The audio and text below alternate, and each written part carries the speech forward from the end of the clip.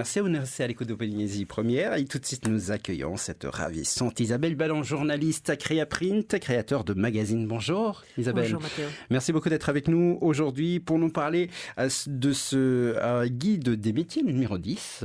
Il y a 2 semaines on parlait de guide Maïtay, ces restaurants qui font plaisir aux papilles justement. Oui, et là nous allons donner des conseils, des conseils d'études, d'orientation. C'est un guide tout à fait différent. Voilà. Il y a déjà beaucoup moins de photos parce que le sujet ne s'y prête pas. En fait, le guide des métiers recense toutes les formations en Polynésie, que ce soit en formation initiale ou en formation continue. Il recense vraiment toutes les adresses et donc c'est mis à jour tous les ans et nous fêtons la 10e année, comme le temps passe vite. Comme le temps passe très vite, et oui, quand on est occupé justement à mettre en place un tel guide, on ne voit pas du tout le temps passer. Alors qu'est-ce qu'on peut retrouver justement de particulier dans ce guide? Alors justement, en 10 ans, les métiers ils ont évolué, la demande aussi a évolué. Donc en fait, ce guide il est partagé en 3 parties. La première partie, c'est les métiers par secteur d'activité. Donc admettons que vous recherchiez une formation dans le domaine du commerce. Le mot d'entrée, ça va être donc commerce. Vous allez trouver dans ce chapitre tous les métiers liés à cette notion et tous les organismes un peu plus loin qui peuvent vous faire bénéficier d'une formation dans ce domaine. Donc, que ce soit en formation initiale ou continue. Dans divers secteurs d'activité, que ce soit tertiaire. Je pense qu'il y a tous les secteurs d'activité. Il y a même des secteurs assez surprenants, des choses... Parce que ma collègue qui a donc rédigé ce guide, elle s'est évertuée à mettre en évidence les métiers qui recrutent. Parce que ça, c'est vraiment une préoccupation à la fois des étudiants et des personnes à la recherche d'emploi. C'est de voir quel sera l'avenir ici de tel et tel métier. Et par exemple, je voulais souligner une petite anecdote, un métier qui sera certainement très attrayant pour les jeunes. On aura vraisemblablement besoin de pilotes et de techniciens au niveau des drones, parce que l'usage commercial des drones va se développer et on peut penser que, comme on a eu besoin de techniciens aéronautiques, les petits avions de type drone vont faire fureur ici aussi. D'ici quelques temps. Alors, vous mettez également l'accent chaque année sur le secteur primaire. Oui, parce qu'on est loin de l'autosuffisance alimentaire. Les FAAPU se développent, chacun essaie d'avoir un petit bout de jardin pour planter au moins ses herbes et ses tomates et ses salades. Mais pour qu'un pays soit vraiment indépendant et puisse vraiment subvenir à ses besoins, il faut qu'il plante et qu'il cultive par lui-même. Donc on est loin. Les besoins dans ce secteur sont encore énormes. Et il faut des gens formés dans les techniques de pointe, mais aussi des techniques ancestrales. Il faut faire ce qu'on a toujours su faire. En parlant de techniques de pointe, il y a également des techniques plus ou moins adaptées à son habitation. Par exemple, si on habite en ville, on va se faire un petit potager mignon, mais voilà, qui pourrait servir... On voit se développer dans d'autres pays des jardins verticaux. C'est peut-être une tendance qui arrivera au Fénois. Déjà, on voit aussi des associations qui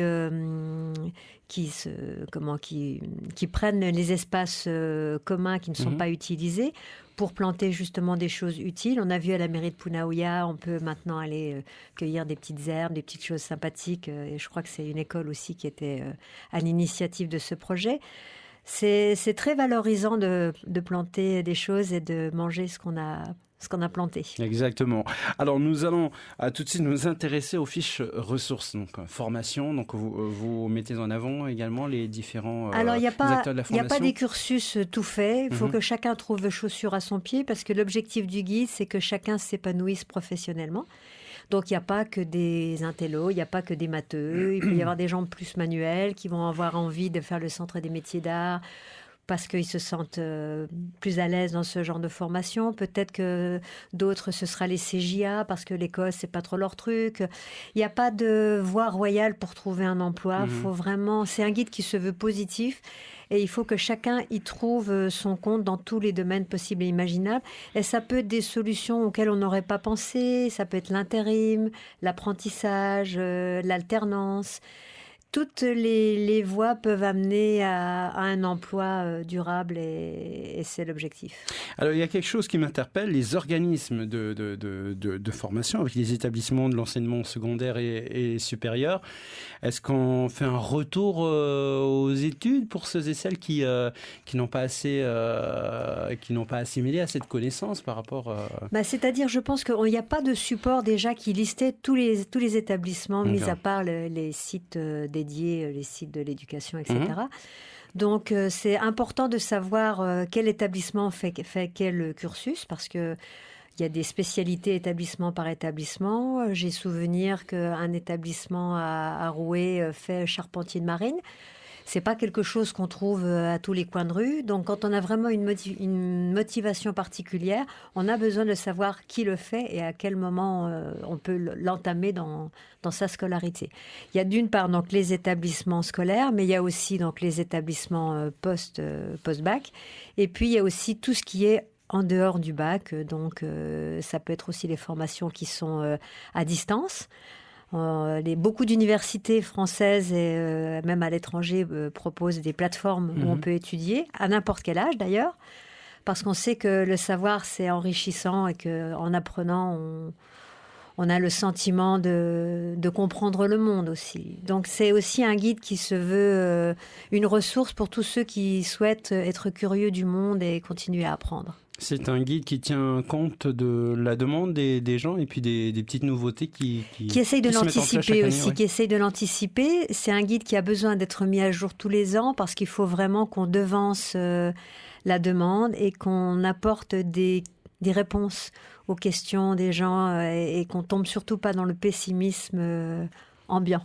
Voilà, donc le guide des métiers, toutes les formations en Polynésie française. Donc, je voudrais juste parler d'une partie dont je n'ai pas parlé, c'est tous les professionnels qui justement connaissent bien leur secteur et mettent en avant certains domaines qui évoluent, comme le management en situation de crise ou comment gérer des projets avec une équipe. Donc c'est ce genre aussi d'expertise qu'on peut retrouver dans les pages du guide des métiers.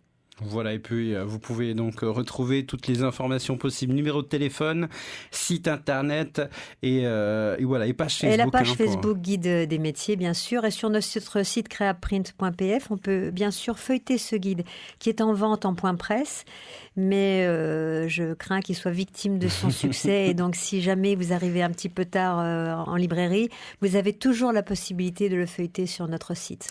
Isabelle, rapidement, Creaprint est combien de ces guides en ce moment? Combien de guides à son actif? Bonne question. Je vais repartir du début d'année. Donc, il y a Maytay, guide des restaurants et des recettes. Ensuite, donc, le guide des métiers. Nous sommes en train de préparer le guide Tamari qui est dédié aux enfants, du bébé jusqu'aux ados, avec toutes les activités qu'on fera apparaître avant la rentrée. Ensuite, nous avons le guide Faré, le guide de l'habitat qui arrivera au 3e trimestre. Nous avons le guide Moana dédié à la mer et aux activités nautiques en général, qu'elles soient professionnelles ou de loisirs. Et pour finir, nous avons la revue économique, sociale et culturelle Dixit, qui vient en fin d'année. Est-ce qu'il y a le guide en mode PDF, par exemple? Est-ce qu'on peut l'acheter en version numérique? On ne peut pas l'acheter en version numérique, mais on peut le consulter. Donc, effectivement, c'est quand même une avancée notable. C'est un travail énorme, quel que soit le support. Donc, on a un petit peu peut-être du mal à imaginer le vendre tel quel. Le support papier, il est quand même très pratique parce qu'il est aussi nomade. On n'a pas tous forcément le téléphone allumé quand on se retrouve, admettons, sur son chantier avec un besoin d'une adresse pour le guide Faré, par exemple. C'est bien d'avoir ce petit guide A5 sous la main. Merci beaucoup Isabelle Banon d'être venue sur ce plateau. Mathéo, je rappelle que vous êtes journaliste à Creaprint, créateur de magazine.